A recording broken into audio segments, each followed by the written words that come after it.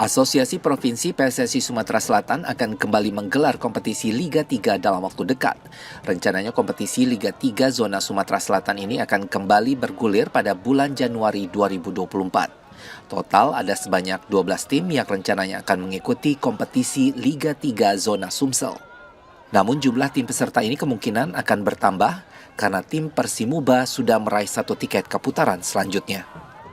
Asprof PSSI Sumsel juga menghimbau Asosiasi PSSI Kabupaten Kota agar menggalakkan pembinaan tim sepak bola di daerah, sehingga nantinya akan lebih banyak lagi tim kontestan yang mengikuti kompetisi Liga 3 Zona Sumsel. Karena gini, kalau itu kita menghimbau kepada askapnya dulu, agar dia bagaimana pembinaannya kepada klub-klub, ya, itu supaya digalakkan.